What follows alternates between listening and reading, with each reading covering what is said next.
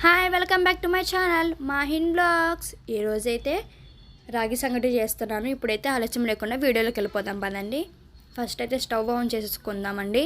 ఇప్పుడైతే అలానే ఒక డేక్షి పెట్టేసుకొని ఇందులోకైతే వాటర్ వేసుకోవాలండి. నేను చూపిస్తున్నాను కదా, ఈ గ్లాస్తోనైతే 4 గ్లాసెస్ ఆఫ్ వాటర్ వేస్తున్నానండి. చూడండి, ఇలాగా 4 గ్లాసులు వేసుకున్న తర్వాత ఇందులోకైతే నానబెట్టుకున్న బియ్యాన్ని వేసుకోవాలండి. నేనైతే ఒక అరగంట ముందు బియ్యాన్ని అయితే నానబెట్టేసుకున్నాను. ఆ బియ్యాన్ని అయితే ఇందులోకి వేసేసుకుందామండి. వేసుకున్న తర్వాత కొంచెం కల్లుప్పుని అయితే ఇందులోకి వేసుకోవాలి. వేసుకొని అది బాగా ఉడికేంత వరకు సేపు పక్కన పెట్టేసుకుందాం. ఇప్పుడైతే నేను చూడండి రాగి పిండిని తీసుకుంటున్నాను కదా, ఈ గ్లాస్తోనే తీసుకోవాలండి. ఇలాగా కొంచెం గ్లాసులోకి వేసుకొని ఇలాగ కింద కొడుతూ ఉండాలండి. అప్పుడే పిండి మొత్తం దాని లోపల మొత్తం పట్టిద్దండి, ఏం గ్యాపులు లేకుండా. ఇప్పుడైతే చూసారు కదా, ఇలాగా బాగా ఇలా వాటర్ పైకి వచ్చేంత వరకు బాగా ఉడికించాలండి. చూడండి, అప్పుడే కొంచెం బియ్యం కూడా ఉడికిద్ది కదా కాస్త. ఇప్పుడైతే ఆ రాగి పిండిని అయితే ఇందులోకి వేసేసుకోవాలి. ఇలాగా కొడుతూ ఉండాలండి. కొడితేనే అప్పుడు మొత్తం ఏ గ్యాపులు లేకుండా రాగి పిండి అనేది మొత్తం ఫిల్ అవుతుంది. ఇందులోకి వేసేసుకోవాలి. రాగి పిండిని అయితే అస్సలు కదపకూడదండి. ఇలాగా పైన వాటర్ వేస్తూ ఉండాలి. చూడండి, ఇందులోకి అయితే బియ్యాన్ని వేస్తే టేస్ట్ అయితే చాలా బాగుండిద్దండి. చాలామంది అయితే ఇందులోకి బియ్యాన్ని అయితే వేయరు, నార్మల్గానే వండేస్తారండి బియ్యం లేకుండా. మేమైతే బియ్యం వేస్తున్నామండి, చాలా బాగుండిద్ది. ఇప్పుడు ఏంటంటే మనకి ఆ బియ్యం కొంచెం ఉడికిన తర్వాతే అప్పుడు మనం స్టవ్ అయితే ఆఫ్ చేసేయాలండి. నేనైతే మీడియం ఫ్లేమ్లోనే పెట్టి ఇలాగా మొత్తం బాయిల్ అయ్యేలాగా మొత్తం పిండి మొత్తం బాగా ఉడికేలాగా పెడుతున్నానండి. చూడండి, వాటర్ అయితే పైన వేస్తూ ఉండాలి, కానీ అసలు పిండి మొత్తం అసలు ఏం కదపకూడదండి. చూడండి, ఇలాగా బియ్యం మొత్తం కుక్ అయిన తర్వాతే ఇదైతే స్టవ్ అయితే ఆఫ్ చేయాలి చెప్పాను కదా. ఇలాగ మధ్య మధ్యలో కదుపుతూ ఉండాలి. ఆ ప్లేట్ కూడా సగమే వేయాలండి.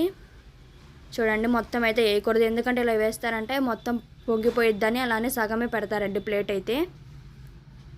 ఇప్పుడైతే కొంచెం దగ్గర పడుతుంది కదా.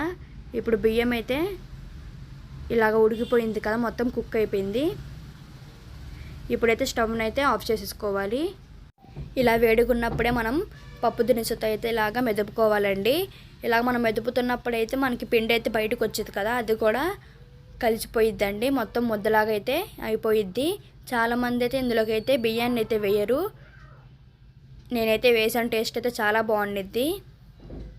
ఇలాగైతే మనం మెదుపుతూ ఉండాలండి, మొత్తం బాగా పిండిగా అంతే లోండలాగా అయ్యేలాగా.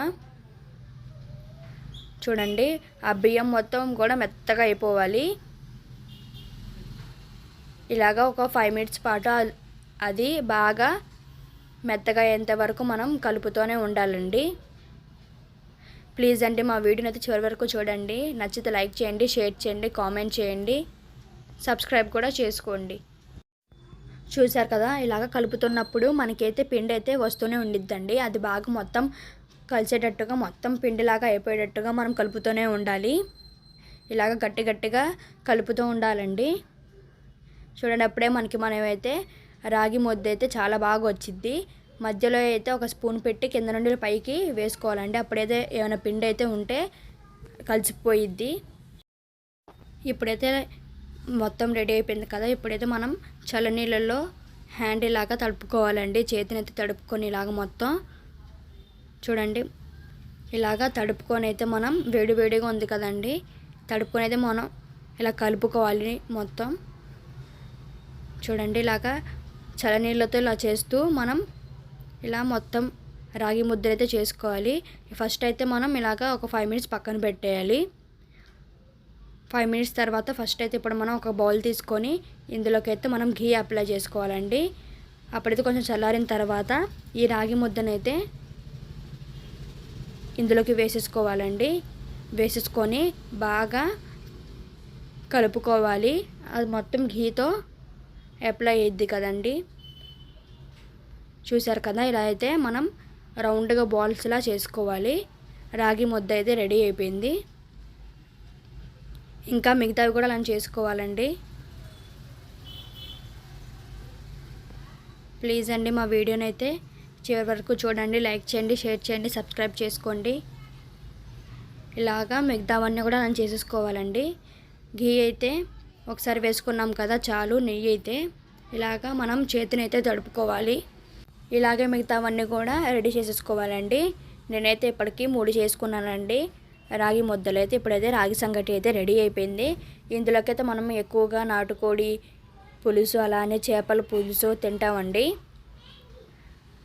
ఇప్పుడైతే నేను మా ఇంట్లో అయితే చేపల పులుసు చేశారు. ఆ చేపల పులుసులో అయితే ఇలాగ మధ్యలో వేసుకొని తింటే చాలా బాగుండేది కదండి. మీరు కూడా ఖచ్చితంగా ట్రై చేయండి. ఇలాగా టేస్ట్ అయితే చాలా బాగుండిద్ది.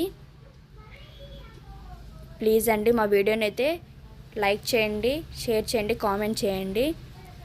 Thanks for watching. For more videos please subscribe to our channel. Bye.